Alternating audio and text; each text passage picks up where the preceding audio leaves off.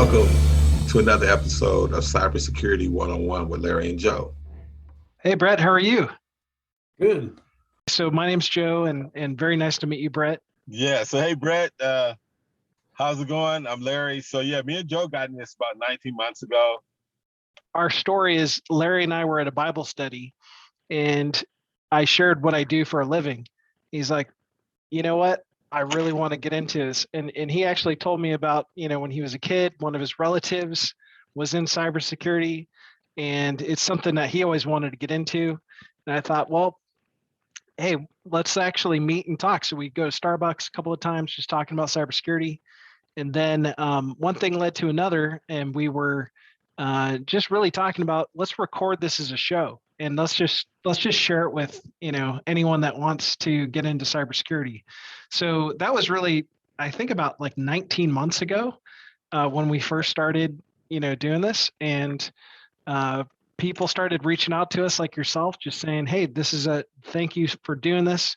And what we started to do is just invite people to join the show and tell their story, Brett, because we just want to help people, right? Anyone that wants to get into this, we just love sharing knowledge, learning.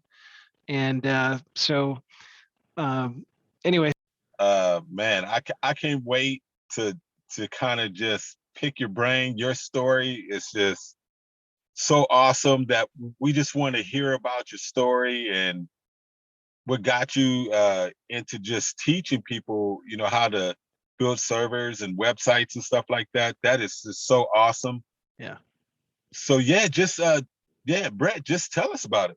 I was incarcerated for 24 years, way back in 1997 is when I got locked up, early 97.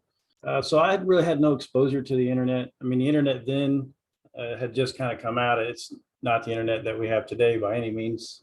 Didn't really know. I mean, I think Google came out like a year later. So all these years, in prison, just kind of figuring things out for myself and knowing that technology is the future, like seeing all these things start coming out. And I remember sort of having like epiphanies of like all the magazines that I really enjoyed reading started to have website addresses on them. And like, well, now we're going to, offer this only on these websites. So the things I liked was disappearing. And I realized early that tech was kind of where everything was going to be in the future certainly by the time that I was released from prison. So unfortunately, though, there's really no avenues to kind of get into anything like that in prison. They're really strict with their security, as you can imagine. So they don't want a lot of people on, doing things like that with technology. That being said, I tried to get myself involved whenever I could on like computers. So I had really no skills or no experience. So eventually I just kind of tried to get in those positions. So what I did in the meantime was like teach myself. Like I'm a lifelong learner. I like to learn things. I like to educate myself. And more specifically, I like to understand how things work. And so that kind of led me down this path of studying high order mathematics and physics because I read a layman's book on general relativity a long time ago. It was like, and I remember the passage I read too, though I can't remember the author. He was talking about a black hole. Like if you were in a theoretical spaceship and you flew like an inch away from the event horizon of a black hole for something like 10 years, 100 or 1,000 years will have passed on Earth. And I was like, this is real? Like this is accepted? Like for real? So I had to understand that. So that led on this journey of learning physics and math. So can I interrupt you for a second? Sure. You have to watch the movie Interstellar if you haven't seen it with. Oh my gosh, dude, that is such a trip with like the time pass and all that stuff. Anyway, okay, go as you were. And it's so accurate too, which I'm a super picky critic of space movies because of the relativity and things I've studied. Never go to Mars with Matt Damon. There's like 2 movies where Matt Damon screws people. Like as soon as I saw him on Interstellar, I'm like, no, don't trust Matt Damon. Oh my God. All right. Anyway. You're Sorry. absolutely right. But I couldn't understand how that worked. So like I wanted to study physics. And then I got to this point in physics where, okay, I get it, but I need more math to go further. So I started studying math. And then I was like, all right, I'm gonna study more physics. crap, I need more math, so it just Wow. went this back and So you were hitting walls and you had to figure out for yourself, okay, I need to go learn this over here. That's fascinating to me that you were able to kind of persevere. And a lot of people, like, I'll be honest, like I have a couple of books on math. I wanted to kind of, go deeper in it. I'd hit a wall because I lacked some kind of prerequisite. Like there's this one course I took in college. It was like number theory, and you had to have had pretty advanced kind of, calc or something prior to that. And I didn't. And I should have taken those prereqs and then gone back. And I just basically decided this isn't for me. I'm going business, or I'm going, somewhere else with my career, but not for you. What is it in you, Brett, that you kept hitting those walls? What is it in you that created that just incredible perseverance to push through that stuff? I think it comes down to just me trying to understand myself and my place in things. To give a little context there, I was locked up when I was 18. And at the time I didn't understand why. I knew I was not a bad kid. I was, did a lot of things. I had like 5 Red Cross certifications. I used to help people. I would go and read books to the old people at the homes, and I just couldn't understand what turn happened in my life. So I did a lot of this introspective kind of work, and just to see who I am and who I want to be, more specifically when I was released from prison. And I realized that I didn't have to be who society labeled me as and who they expected me to be. So I just figured out, hey man, let me see what I am, what I'm made of, and what I can do. And I somewhere along the line, I kind of got this notion that I don't believe in limits. I don't believe that we have to not learn something because it's too difficult, or because it's not, made in a way that we can understand. I think it boils down to what interests us. And I think that if it's something that truly interests us, then we can learn it no matter who we are. It's just a matter of having the willpower and the discipline to do so. And having all that time being locked up really gave me that edge, because I didn't have anything else to do. I could either go mad doing my time and the drudgery of prison day-to-day existence, or I could educate myself. I could better myself. I could learn. So you found that the math and the physics really fascinating, right? And but I don't think a lot of people understand the conditions that the adversarial kind of conditions you're in, right? You mentioned in your blog post, threats of spontaneous, violence, shakedown, lockdowns, just the crazy hot summers with the humidity, just the thick air. I mean, it's distracting. It's, especially when you're coding, right? When you get into coding, you can't really be distracted because your mind, you got to get deep in there.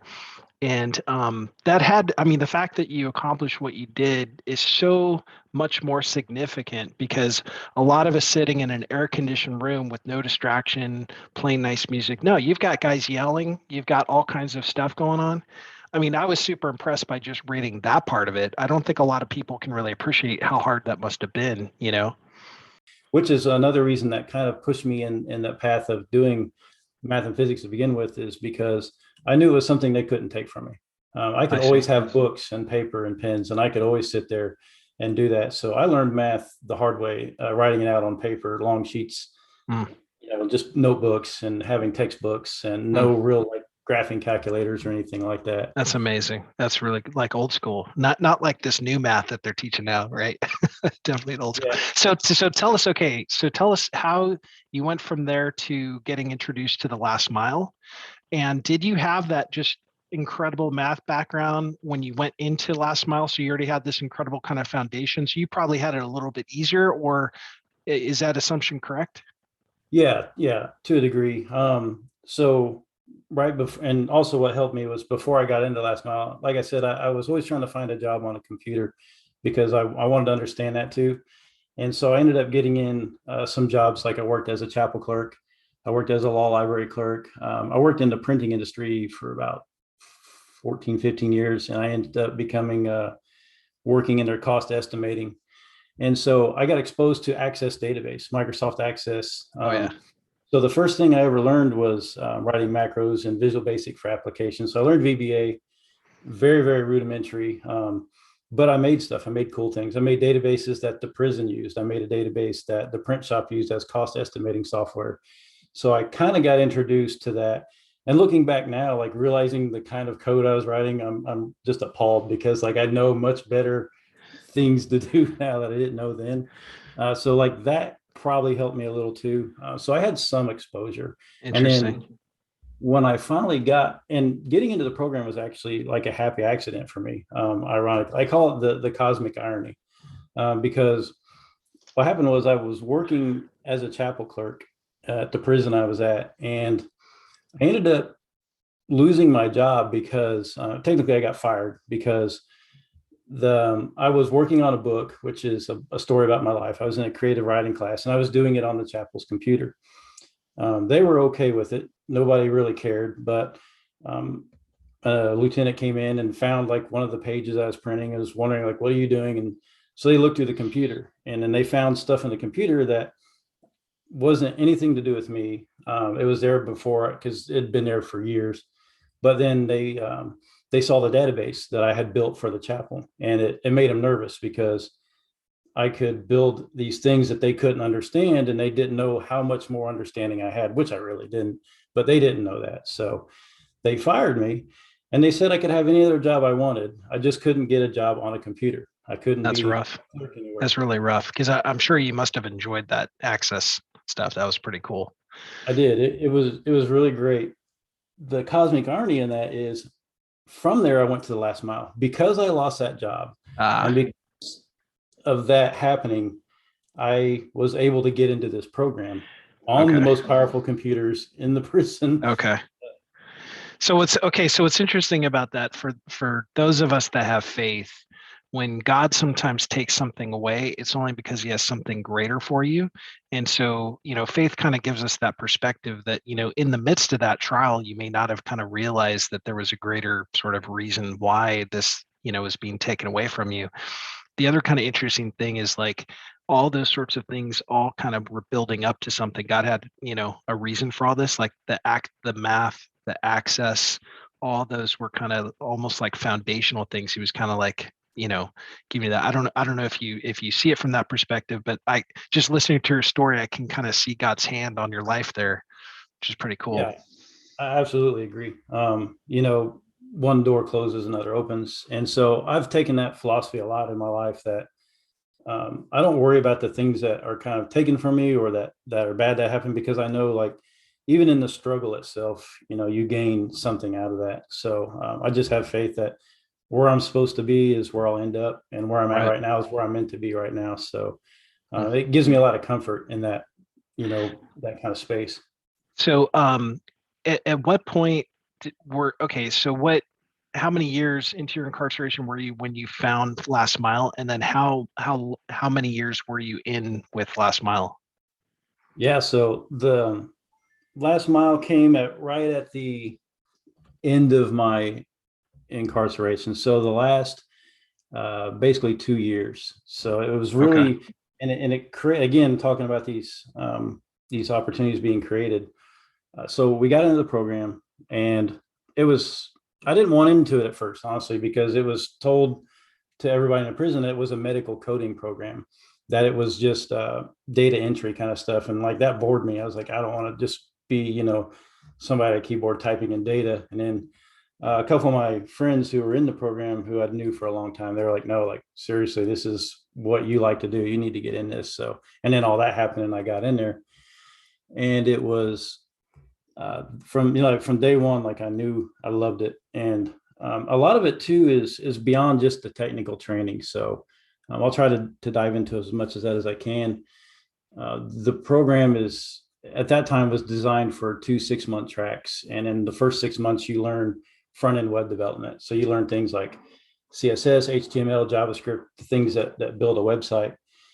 And then the next 6 months was the back end. So you learn Node.js, you learn Express, you learn React as well, and how to build a full stack web application. So for people that have never heard that term full stack, Can you describe just in layman's terms what full stack web development means? Sure. So the thing that most people interact with is the front end. It's the web browser that you see kind of there in front of you. And the back end is the thing that the browser usually communicates with. And there's most often a database that takes the data that you put in and stores it somewhere. And then there's a server that will serve that information back to the browser. So full stack is building that whole thing. It's building the front end, the nice polished kind of shiny thing that everybody sees, and then the back end that makes all the data come back and forth, stores it, and then the routing that's in between. That's cool. And I am I recognizing it correctly? You have the OSI model written out on your whiteboard behind you. Is that the OSI model? Yeah, So you're learning networking right now? I'm trying to. I'm reading a Network Plus book That's cool. because Oh, I'm really awesome. trying to get into that. Larry, are you into Network Plus yet, or is that coming up? I've already passed Network Plus. I just took the Security Plus, and so what I've learned. So now I had two routes to go. I can go for test penetrator, which I want to be, or I could have went to be more working on the cloud and stuff like that. So actually next week I'm taking CompTIA's CYSA Plus, and I get 3 whacks at it. So the first one I'm just going to go in there and take it, and then actually when we get off this, I'm going to a boot camp for 2 hours on just the CYSA Plus exam. So we're going to be I'm being a 2-hour boot camp, and we see how that goes. But yeah, Network Plus, it's fun. It's fun. I'm glad because one thing Joe told me in the beginning is, and it's with anything, and I know it in coaching too, because I coach football. If you don't know how to block, or if you don't even know how to get into a stance, if you don't know the basic parts, all that what you're doing, it won't benefit you. So yeah, network, and then Network Plus. Yeah, those are awesome things to kind of start with. And I learned that from the beginning, because if I wouldn't understand any of that, I wouldn't even understand the language or what they're talking about. Right.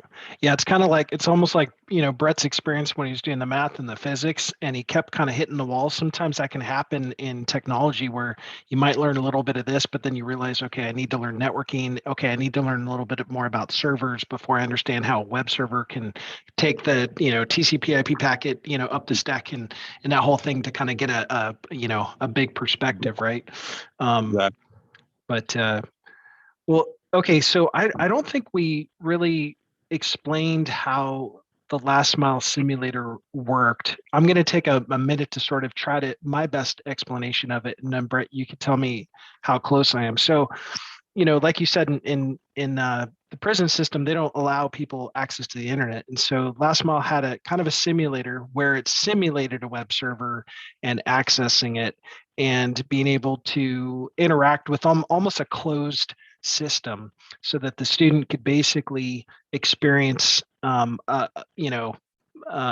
like a virtualized or sandboxed instance of it.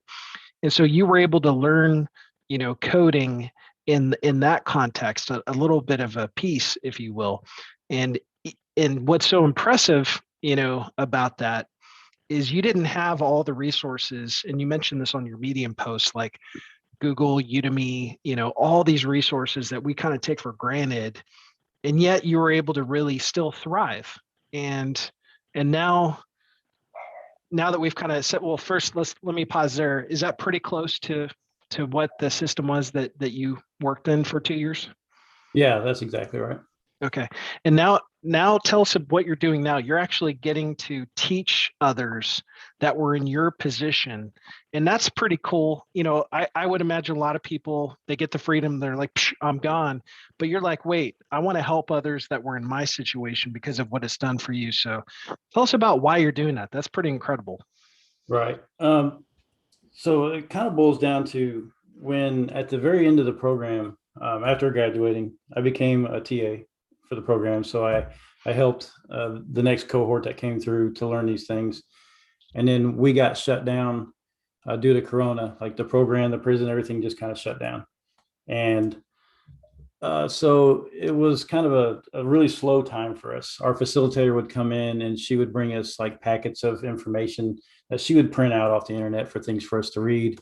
We'd read our textbooks, and slowly some other facilities were opening up, and they, were working where we weren't. And our facilitator was going to some of those. So they were struggling with some aspects of the curriculum that they couldn't get. So I sat down at my bunk and wrote out tutorials. I hand wrote these tutorials, and I would give them to her, and she would take them to the last mile. And then they would, they were impressed by that and distribute them to other facilities so that they could see something and help out. So like I realized early on then, even in the classroom, I was kind of giving out these lesson plans that I would build out, these little small tutorials. And I really enjoyed that aspect of being an educator. And so towards the end, I had 2 years remaining on my sentence, and I wanted to file for a modification that I knew I had been locked up for so long that I wanted to kind of reintegrate myself into society slowly and more measured. So my concept was, let me see if I can get these last 2 years on home detention. And when I did that, I realized the pieces I would need. Like I would need a job. I would need to have these kind of foundational things built up under me for them to even consider that. And so what I did was I ended up writing a letter to the last mile and said, hey, this is what I'm thinking about doing. Can you help me out with job placement? Like, can you give me like a letter that would refer me, like say, yes, we will help him get a job if you let him out on home detention. And they kind of stepped that up by saying that we will offer you a job if they release you, we will hire you. So I was really kind of taken back and blown away by that. And it happened. Like I got the modification. I am on home detention now, and true to their word, like Last Mile hired me. I started out as a junior web developer there, which just develops out some of their applications and student facing and public facing websites and stuff that we worked on. And then that's so cool. I bet you love that. That's so cool. It really was. It was awesome to have that experience. But more so too, the thing when we mentioned about labels before too, that the thing the Last Mile really tries to do is reset those labels to give us, we term ourselves returned citizens, a way to control our own narrative, to let the public see us for our value. Yep. Rather than like our past, what we can offer and what we are. Absolutely.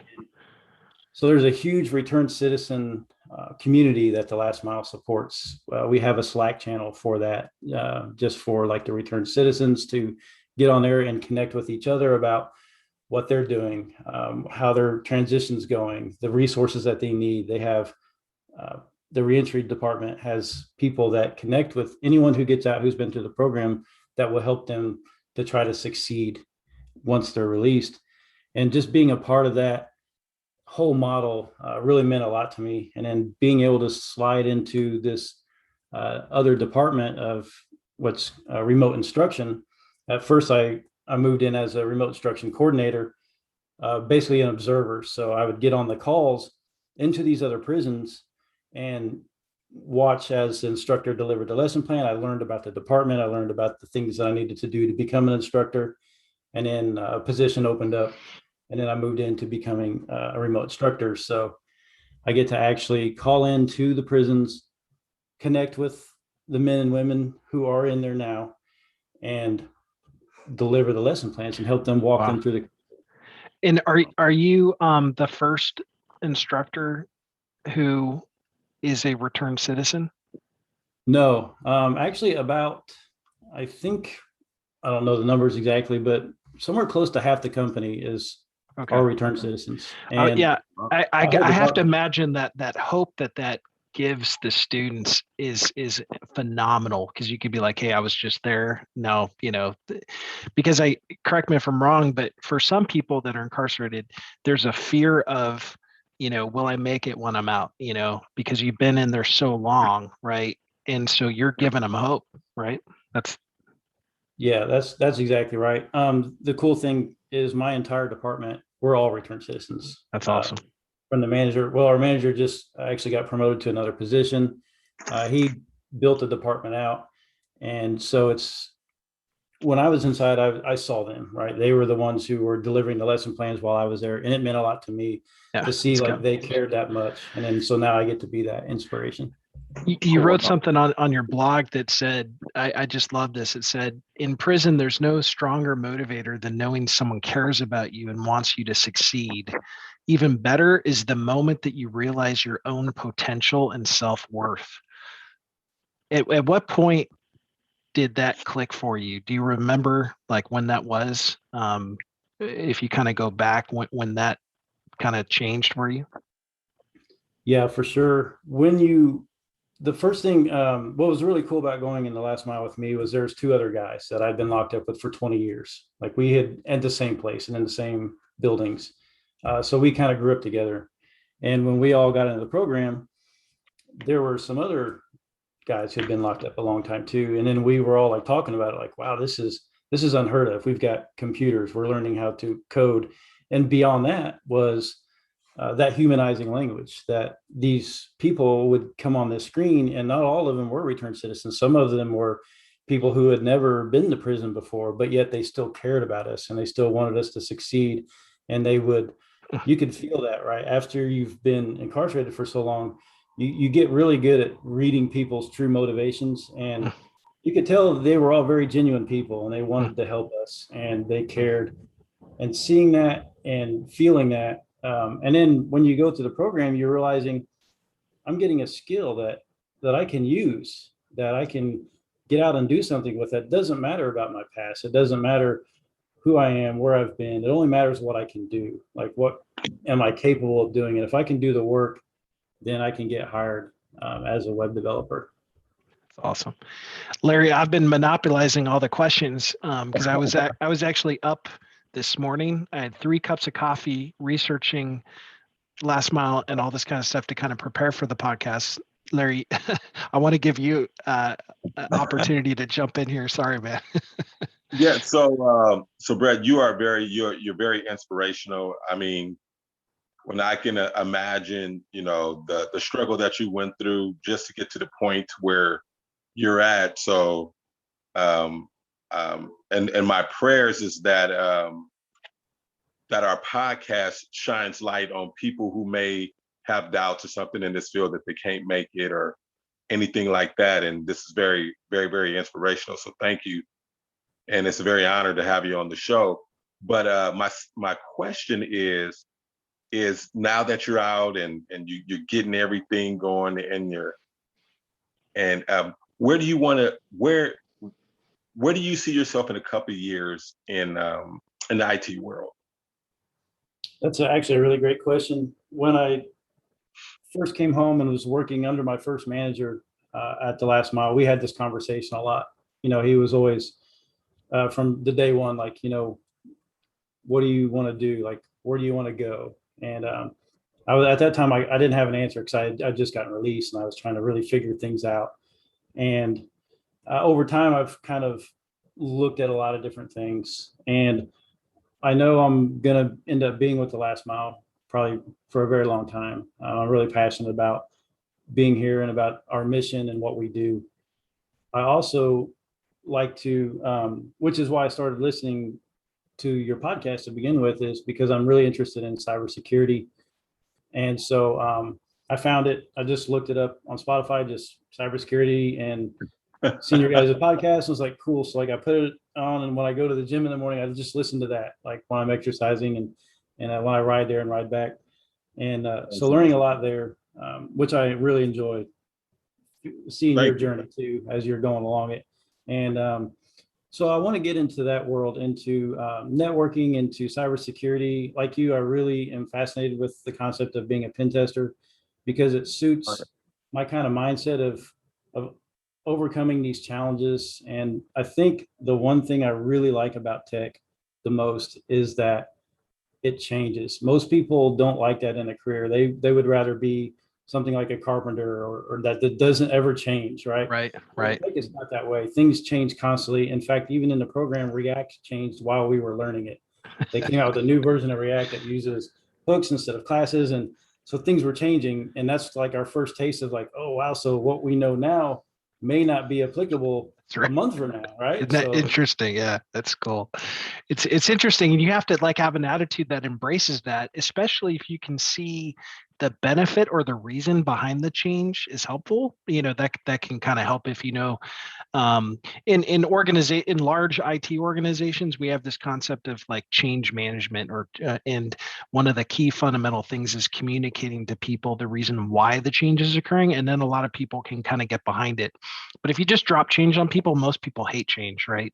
But if you can see the benefit of it, so like in that React thing, if you can go, oh, I see the improvement there, sometimes it's easier to accept that change, right?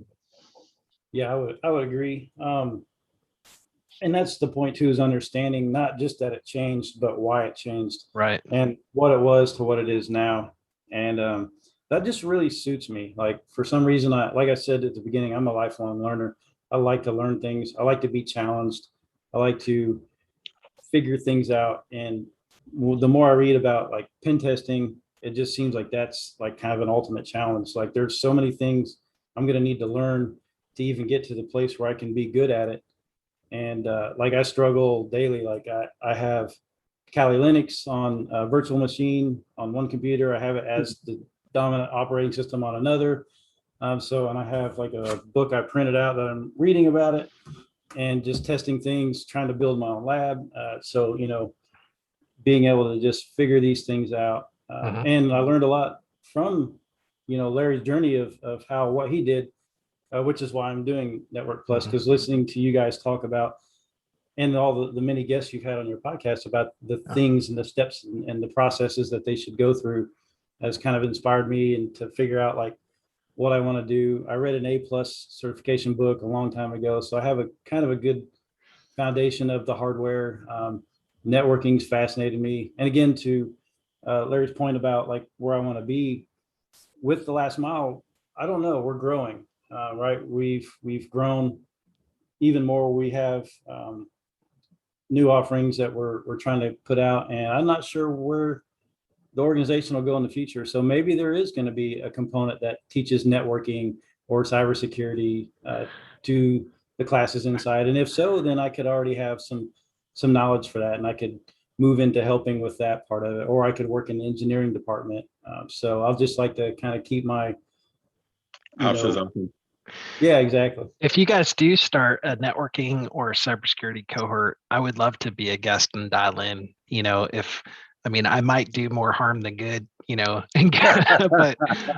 like you said, if you guys appreciate people dialing in that genuinely care, definitely count me in. When I lived in Texas, I had the fortune of being able to be in a couple of programs. One program, it was called Texas Reach Out Ministries, and it would basically is men and women were coming out. I was a mentor that would meet them in kind of these halfway house kind of scenarios, and basically just spend time with them, just care, just trying to help them. Like, hey, let's go get your driver's license. Let's kind of just get through these things, and just for people to know that people care. It really matters, and society benefits too, because then the recidivism rate reduces, right? Because in that program in particular had really good, I think some of the best numbers in Texas. But I developed some really good friendships, some guys I still talk to. I'll never forget, Brett, this one experience. Developed a really strong friendship with this guy, and he took me out to Quiznos, which is like almost like a Subway kind of deal, right?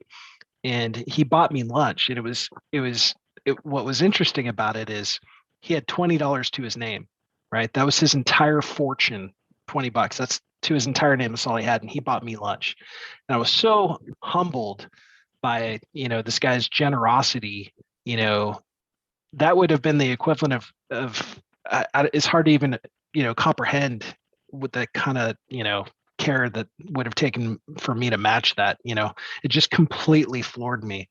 And anyway, so the other thing I was gonna say was your story reminds me a little of Kevin Mitnick. Kevin Mitnick was a famous hacker. I don't know if you're familiar with his story, Brett. No, the only famous one I know is Marcus Hutchins about the WannaCry.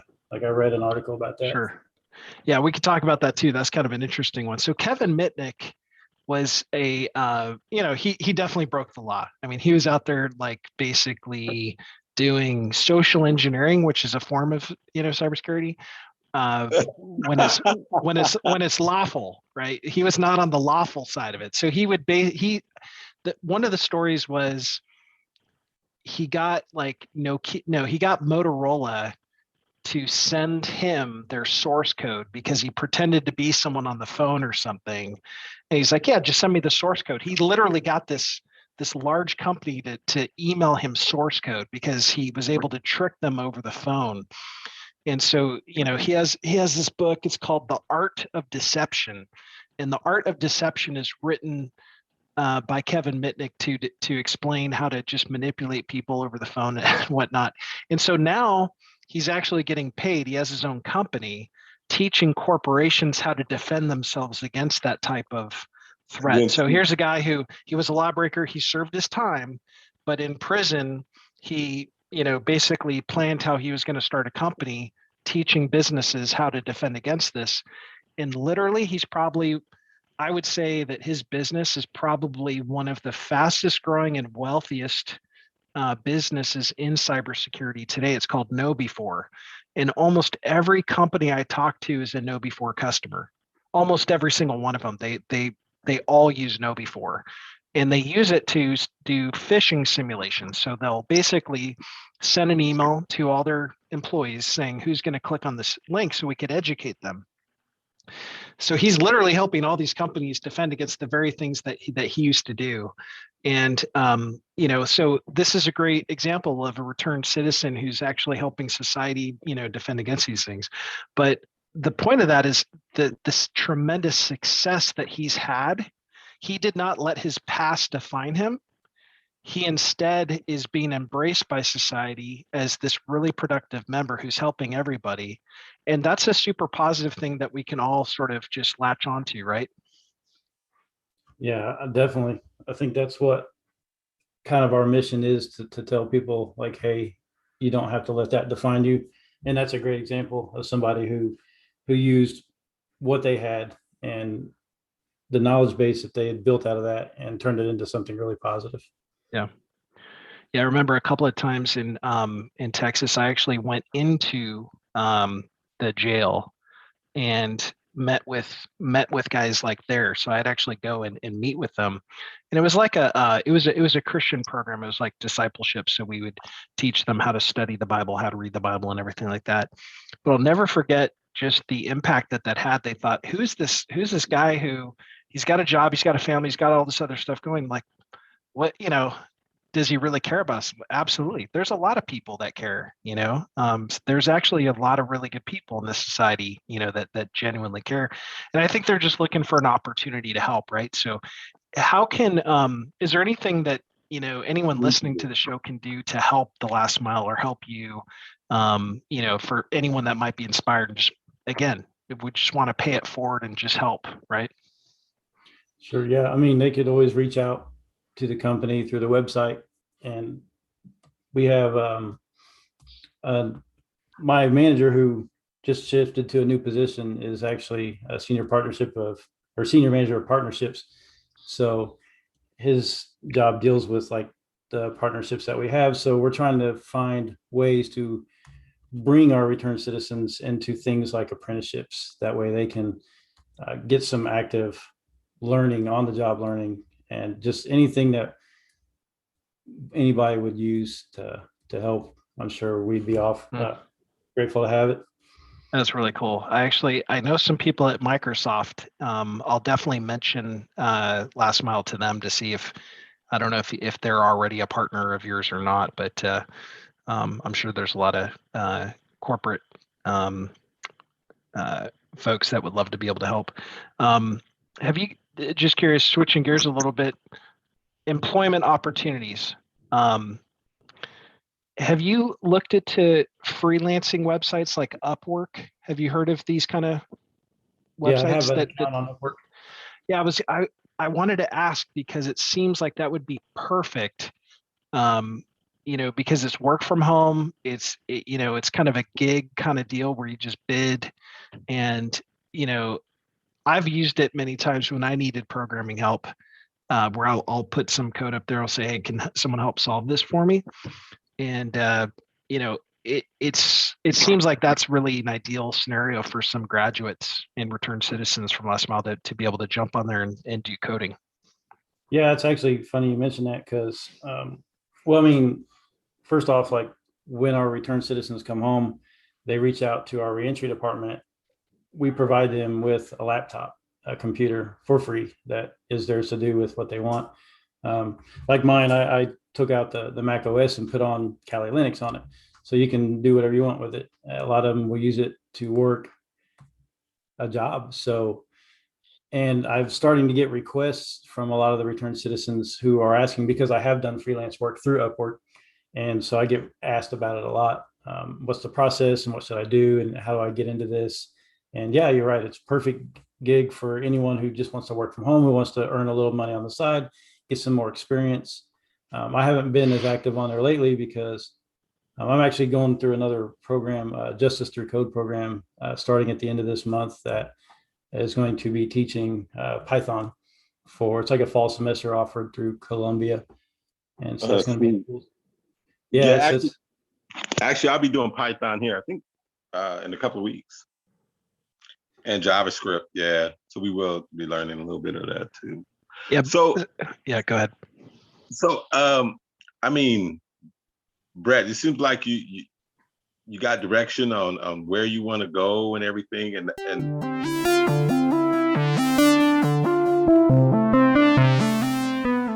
what is it like being a listener of the show and then talking to Joe and Larry? Is that weird? No, it's actually really cool. And honestly, I wasn't expecting to be on the show. I was just like inspired, like I listened to it, and I actually listened to the very last episode this morning, the last one that's on there. And so I reached out. I was like, hey man, I just want to like let them know like this is cool and it's inspiring me and it gives me like some direction. And I really like the aspect of like you can follow him through the whole journey, right? So like it was fun listening into 1 week. He's like, well, I'm going to go do my Network Plus, and then like the next episode, well, I did my Network Plus, and so you're just kind of like following along on this journey. Right. And it's neat. Plus just the combined life experience that you have. I know you've been in the industry a long time. He was a football coach, and I think one episode he said he was a chef in Sweden for a minute. Like, thought that was really So I lived over in Sweden. So I did a lot of things. I've been blessed, and actually I was telling a family member of mine that today, I did music professionally. So a lot of people say they do music. I wasn't the guy at the karaoke bar just singing. So no, I was actually on TV and stuff, and then so have some music videos out, and then I actually coached. I was with the Raiders in 2007, as an international coach. And now my biggest inspiration outside of serving the Lord is cybersecurity. So and I know that it's going to be successful. So it's fun. I see all this is fun.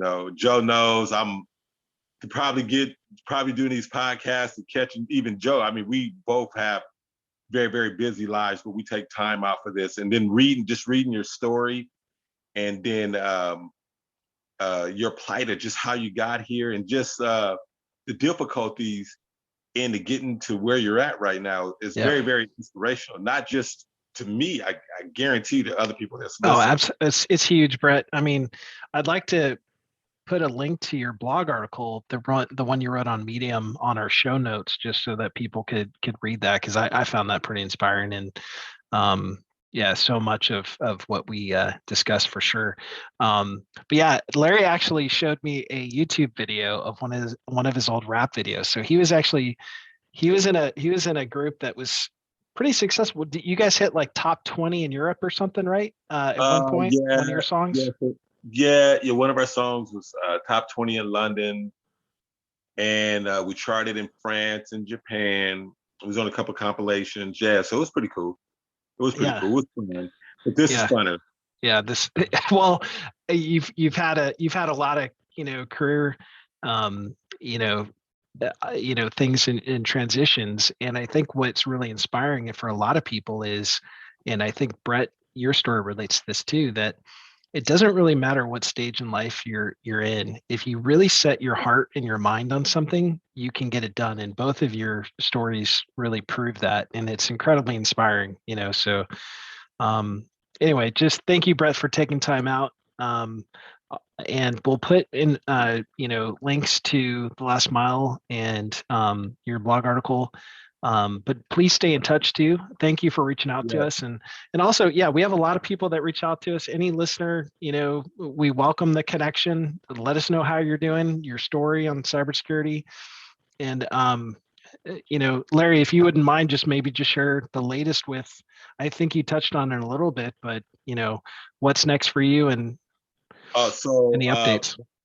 So the update is I did take the Security Plus. I missed it by a couple of points to 501. So I know I have to retake the 601. That's the bigger one. But I'm gonna take this. I'm taking the CYSA this Friday. And anyone looking for an analyst, and that's what the CYSA is for analysts and first responders and stuff like that. I'm available. Right. Yeah, so I'm just going to keep plugging away at it, and perseverance, and I enjoy doing it. So, I'm gonna try. So, Brett, if you ever want to just kind of see where you're at and get some networking stuff, try Hack Me. It's a good place to start. I started on that. I'm having fun at it. So, if you have the time, try that out and just keep plugging away at it. It's going to come. Yeah, I've heard a lot about that. Actually, I have a friend, she's trying to get me to go to that, to check it out too. So I'm definitely going to give it a shot, and good luck. Give it a shot. Yeah, you too, man. And please keep in contact. We would definitely love to have you back on the show and just hear any success stories, or, or any of that, or if it's any way we can help out the last mile, just let us know. Great. Thanks for having me. It's been a blast. I really appreciate it. Sweet. Awesome, Brett. Nice to meet you, and hope you have a great weekend. Likewise. All right. See you guys.